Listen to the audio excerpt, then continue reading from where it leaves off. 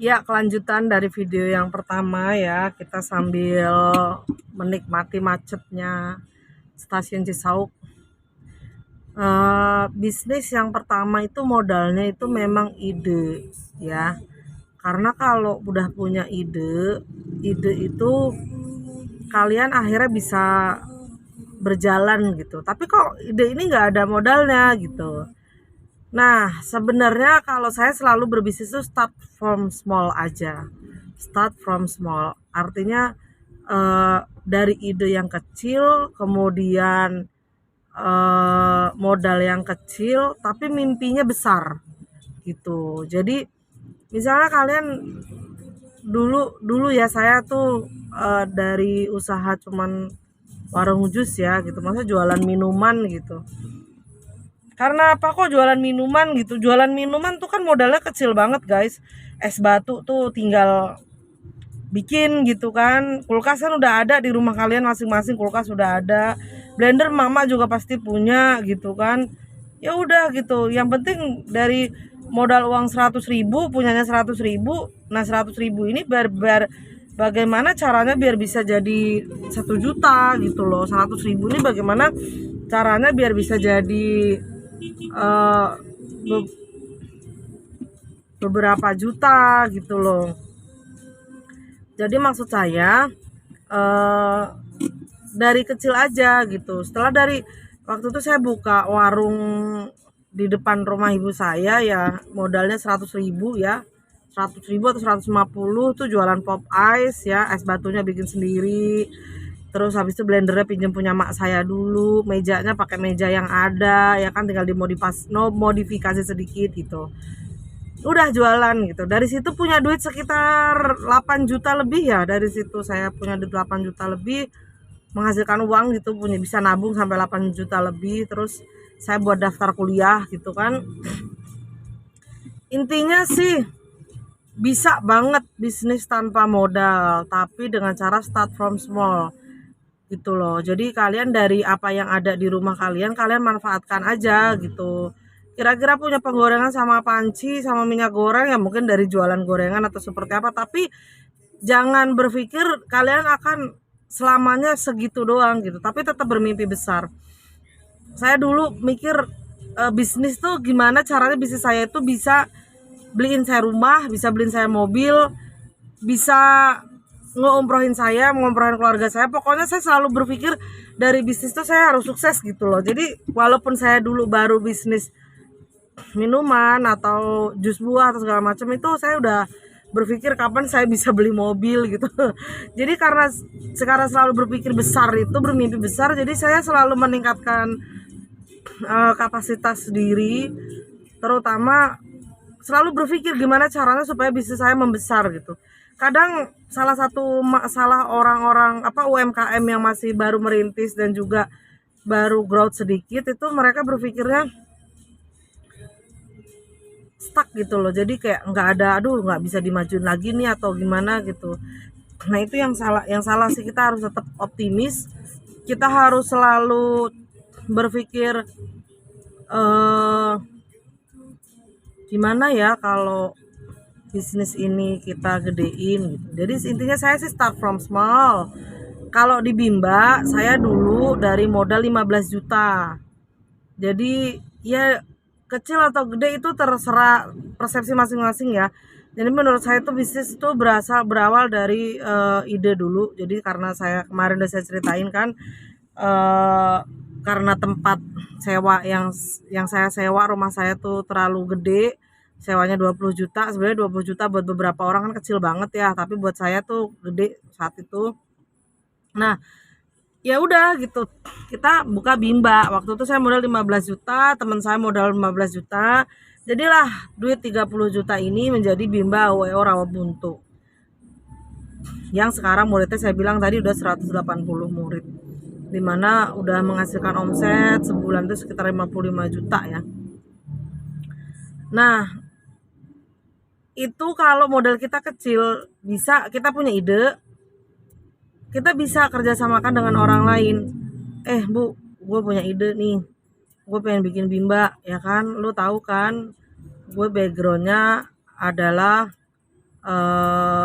di pendidikan. Jadi saya dari dulu tuh udah punya les privat, namanya Jagoan Privat.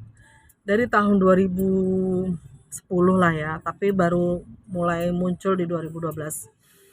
Nah, mau nggak kerjasama sama gue nih, buka Bimbau EO di tempat gue? Kayaknya oke deh Bimbau EO. Itu temen aku buka tuh Bimbau EO beberapa cabang gitu. Bisa nggak gitu? Yuk, mau nggak join? 50-50 deh gitu. Nanti aku kan yang ngerjain dapurnya, intinya gitu ya, aku yang ngerjain dapurnya ya, insya Allah aku bisa lah gitu. Ya udah, nanti kamu administrasinya aja, kita 50-50. Oke, jalan dengan cara kayak gitu aja gitu. Kita kerja bareng, store model bareng gitu. Ya udah, jalan sampai berjalan sampai sekarang gitu loh, alhamdulillah. Modal 15 juta doang gitu. Tapi kalau di value dinilai seperusahaan, ibaratnya sekarang perusahaannya tuh bisa dinilai berapa sih gitu. Ya kalau menurut penilaian saya sebagai pebisnis Bimba ya, perusahaan itu kalau dijual harusnya laku 300 juta ke atas ya, si Bimba WO Rawabuntu ini gitu, karena marketnya memang udah besar gitu loh, jadi harus segitu harganya gitu. Nah, jadi dari yang kecil itu, dari 15 juta bisa menghasilkan income yang lumayan gitu kan, dan sekarang saya udah punya beberapa cabang gitu. Ada yang benar-benar pure investor, ada yang punya saya, ada yang kerjasama gitu loh. Jadi dari yang kecil dulu, kemudian baru ke yang besar. Dari kecil dulu tuh maksudnya gini loh, kalian kalau baru punya ide doang nih, baru ide doang, tapi kalian tuh belum jalan gitu loh. Misalnya let's say saya dulu waktu saya belum punya apa-apa, belum pernah tahu dunia Bimba WO, cuman baru punya ide, buka Bimba WO kayaknya seru deh gitu. Terus habis itu saya nggak punya duit, terus habis itu saya ngawang gitu kan, terus cari investor gitu. Jadi kayak, mau nggak lu invest nih ke gue mau buka Bimba nih AWO gitu. Pokoknya kayaknya bagus deh, AWO tuh bagus banget, banyak soalnya kan cabangnya gitu. Invest dong di gue, nanti lu gue kasih share 50%. Share itu berarti laba dan saham ya. Nanti gue 50% gue yang ngejalanin gitu. Kira-kira orang itu mau nggak invest di kamu? Enggak lah. Nggak mau, karena kamu belum punya experience. Karena kamu belum punya experience running bisnis kamu sendiri yang modal kamu, atau enggak yang memang proven gitu loh. Nah, saya memulai Bimba WO itu berasal dari ya itu tadi, saya modal 15 juta, saya ajak teman saya karena saya punya skill, tapi saya modal dulu gitu loh, udah punya ide, punya modal. Terus saya running sambil belajar di Bimba WO Rabuntu.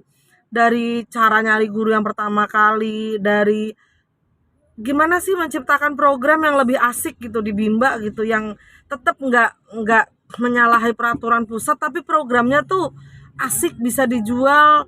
Terus habis itu mulai dari marketingnya dari nol banget, dari benar-benar belajar nol banget, cari guru harus yang berpengalaman banget, dari menentukan kira-kira gaji gurunya berapa sih gitu, yang pantas, yang dia mau, tapi kita juga tetap untung gitu. Dari kayak gitu, dari bener-bener sangat sangat di bawah sekali, dimana kita tuh belajar menentukan gaji itu nggak gampang loh ya guys.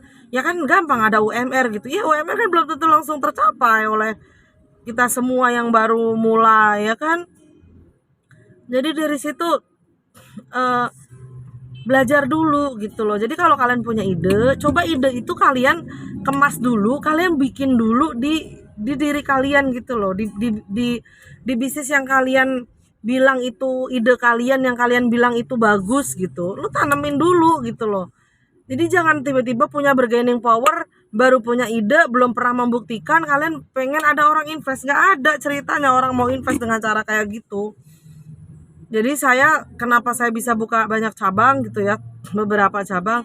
Setelah Bimba saya running well ya kan, running bagus di BSD itu, ya pasti karena dukungan dari tim dan juga kita juga kerjanya alhamdulillah lumayan oke mungkin ya, dan juga pasti ridho Allah dan juga ridho orang tua udah pasti ya.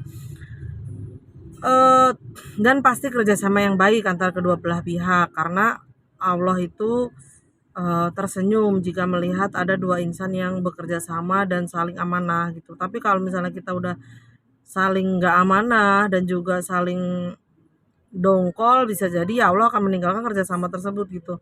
Jadi gimana caranya kita bisa tetap running well gitu, dimana pokoknya pertama kamu harus modal dulu sih walaupun sedikit gitu, dengan caranya tadi ajak teman kamu. Setelah kamu wah ini udah bisa bagus nih, udah jalan, terus kalian udah tahu gaji guru berapa, HPP berapa, salesnya berapa, terus kalian hitung BEP-nya berapa lama, modalnya seberapa besar gitu-gitu ya. Nah, baru dari situ kalian aduh pengen buka cabang lagi nih, tapi kan kalian nggak punya duit ya kan, maksudnya duitnya yang hasil dari si cabang tersebut itu yang tadi udah menghasilkan kan dipakai kan, karena kita kan kalau kita pengusaha kan kita penghasilannya dari situ kan, dipakai buat jajan, dipakai buat beli beli motor, beli mobil kalau bisa ya, intinya dipakai aja duitnya. Nah, ya kalian tuh pengen buka lagi gitu, udah enak deh kayaknya kalau buka cabang kedua, ketiga gitu, satu cabang bisa untung sekian gitu. Taruhlah sebagai contoh misalnya katakanlah satu cabang dapat 10 juta gitu ya. Enak kali ya kalau punya 10 cabang, 10 kali 10, 100 gitu, lumayan kan? Kayak gaji direktur gitu. Kalian bisa kayak gitu dengan cara apa? Coba deh guide investor gitu. Menggait investor. Pasti banyak yang nggak setuju sih ya kalau misalnya kenapa sih harus pakai investor gitu, kenapa sih harus ada orang yang invest, kenapa nggak modal sendiri gitu loh, kan udah punya duit tadinya, kan udah bisa ada dari yang kemarin gitu. Ya nggak bisa gitu juga sih gitu, karena hasil kerja kita kan juga berhak untuk kita nikmati ya. Jadi kalau menurut saya sebaiknya kalian tuh setelah udah pernah membuktikan di salah satu cabang bagus, kalian pelajari semua apa yang membuat cabang tersebut bagus. Apa yang bisa saya terapkan dari cabang tersebut ke cabang lainnya gitu loh.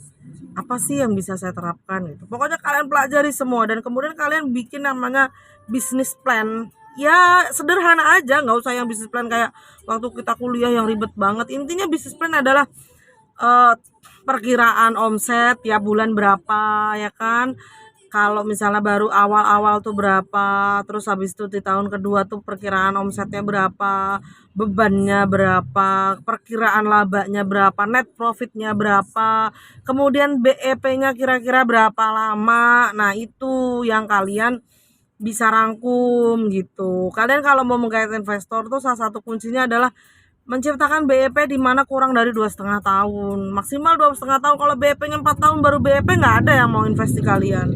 Jadi harus 2,5 tahun maksimal tuh BEP, itu udah bagus tuh 2,5 tahun.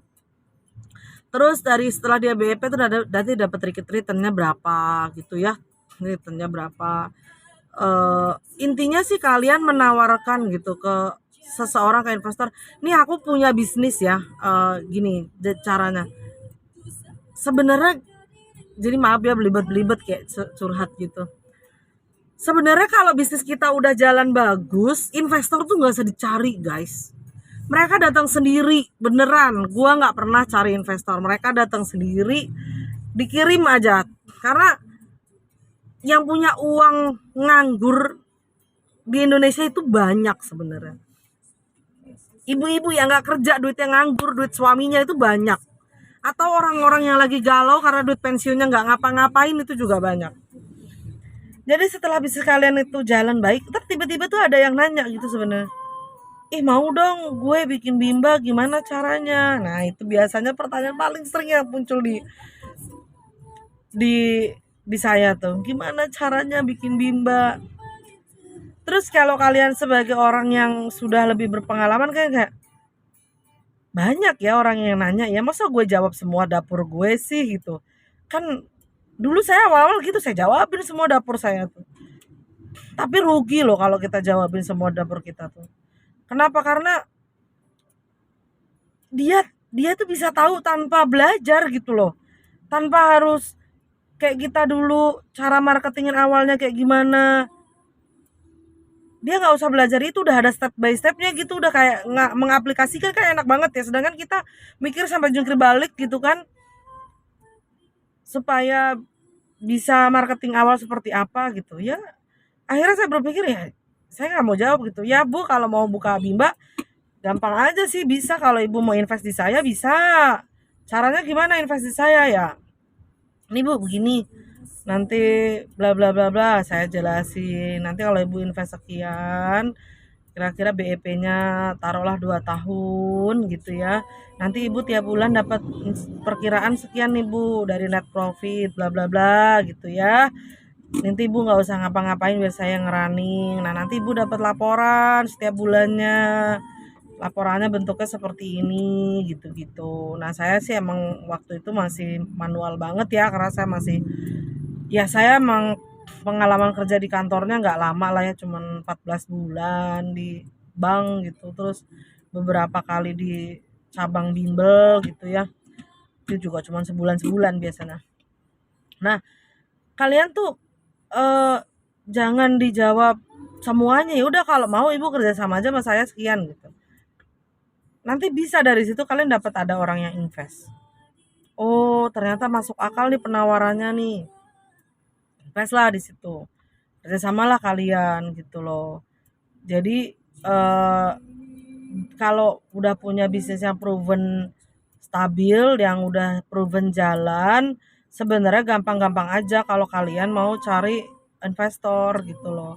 Tapi nggak usah dicari pun mereka datang sendiri gitu loh. Kenapa? Karena semua orang itu pengen menernakkan duitnya, pengen diternak, uangnya tuh pengen diternak, pengen berkembang lagi gitu loh, uang beruang gitu loh. Yang penting intinya sih tapi enak gak sih Bu Mai pakai investor gitu? Misalnya pertanyaan selanjutnya. Ada plus minusnya sih sebenarnya. Plusnya adalah kita bisa running lebih cepat, berlari lebih cepat. Yang biasanya kalau kita mau modal sendiri itu paling mentok-mentok di 1 tahun buka 1 cabang misalnya, atau 1 tahun itu belum buka 1 cabang lagi bahkan ya, karena duitnya kan tadi ya pasti ada yang dimakan gitu. Enaknya kita bisa buka cabang beberapa dalam waktu yang berdekatan, misalnya 1 tahun 3 cabang atau 4 cabang atau 2 cabang gitu ya. Kalau saya sih biasanya 1 tahun cuma 2 sampai 3 cabang gitu. Tapi nggak enaknya ya gitu, investor itu kepalanya beda sama kita. Mereka itu selalu pengen untung lebih cepet gitu kan. Dia pokoknya harus segera untung lah gitu. Terus juga pasti karena dia ngerasa ngeluarin duit, ngerasanya itu duit saya, itu bisnis saya gitu ya. Saya eh, harus tahu gitu. Jadi kadang ada investor yang terlalu masuk ke dalam, terlalu mengatur, yang akhirnya akan membuat crash ya di tim ya, sebenarnya di crash gitu. Padahal mungkin ngerasanya enggak gitu, tapi padahal iya gitu loh. Bahkan ketika ada investor masuk, kalau nggak ada pembatasan, pernah juga sih saya terjadi gitu. Masuknya cuma sebentar doang gitu ya, mungkin walaupun cuma say hello, kurang apa nih bimbanya gitu.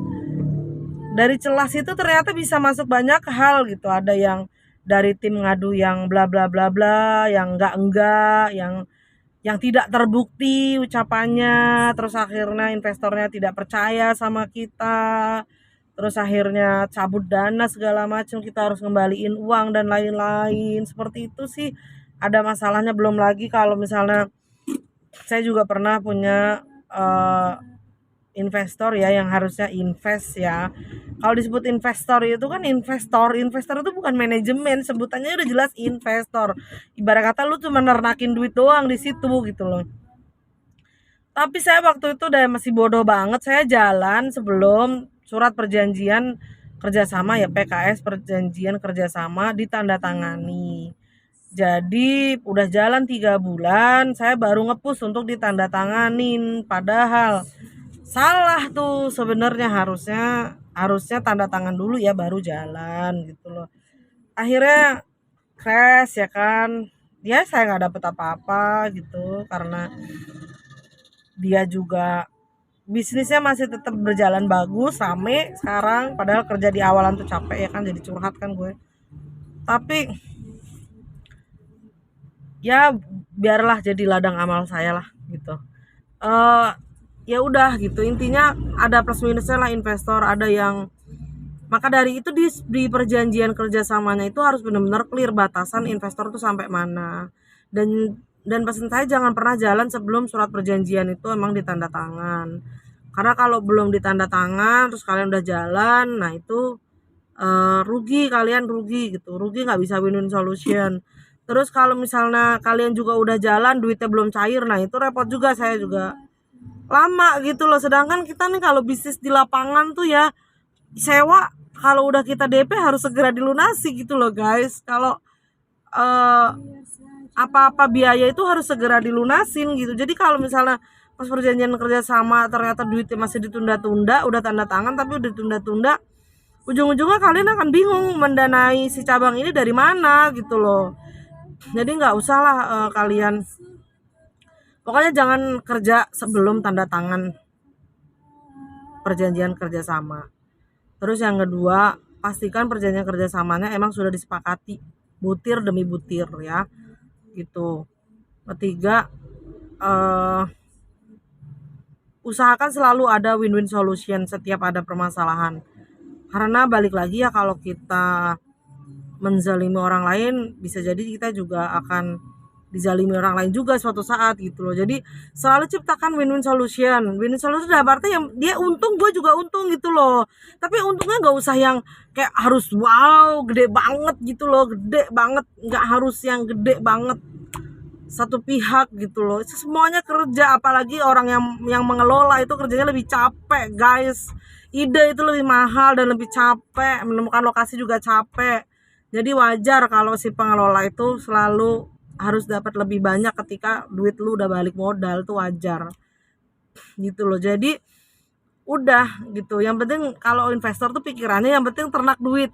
Ketika ternak duitnya sudah tercapai ya udah gitu, kenapa kalian harus mau lebih gitu ya? Itu namanya desire guys, itu nafsu yang selalu mengelilingi otak kita. Kamu bisa dapat lebih, kamu bisa dapat lebih.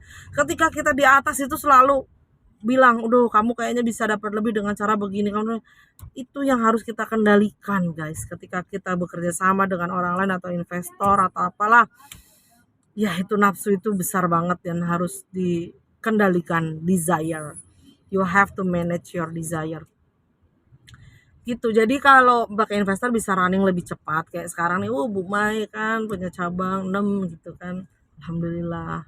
Bukan mau sombong ya guys, ini buat pembelajaran aja sih sebenarnya. Ya itu cabangnya bukan cuma punya saya gitu, kerja sama, ada yang dapat saham 30%, ada yang dapat saham 40%, ada yang sahamnya 50% gitu. Jadi saya rada mending karena dapat dari beberapa tempat, bukan berarti setiap satu cabang itu untungnya puluhan juta. Ya amin sih, alhamdulillah ya kalau puluhan juta. Tapi karena saya dapat dari banyak tempat sebenarnya. Jadi Bimba itu ya banyak apa, mau bisnis apapun ya, saya menceritakannya Bimba terus. Intinya bisnis apapun itu kalau kita sebagai pebisnisnya ya dengan cara mengambil untung dari semakin banyak orang sih sebenarnya gitu. Semakin banyak karyawan kamu harusnya semakin untung gitu. Karena taruhlah satu karyawan itu nguntungin 1 juta, berarti 20 karyawan harus 20 juta gitu. Gampangnya begitu guys. Terserah mau karyawannya mau ditaruh di mana kayak gitu, mau ditaruh di cabang mana, yang penting setiap karyawan tuh harus menguntungkan, harus menghasilkan buat kita. Karena itulah hasil dari kinerja otak kita gitu, yang memanage semuanya. Kita manage semuanya dari from A to Z gitu ya. Jadi guys, kalian jangan ragu-ragu kalau mau usaha, start from small tadi ya. Start from small dulu. Kalau pengen lebih growth, pengen ada orang yang invest, buktikan dulu kalau kalian memang bagus di situ gitu. Buktikan dulu kalau kalian emang pantas diinvestin orang dan emang worth it orang itu invest di kalian gitu loh. Dengan BEP-nya berapa, ROI-nya berapa, kalian harus bisa menghitung itu. Karena kalian kalau orang bisnis, kalian nggak ngerti BEP, nggak ngerti net profit diambil dari mana, ya nggak usah bisnis. Kerja aja, kerja juga kan dapat duit, nggak ada yang salah kok dengan kerja. Bagus, kerja juga bagus. Yang penting kan punya kegiatan positif gitu loh. Nggak ada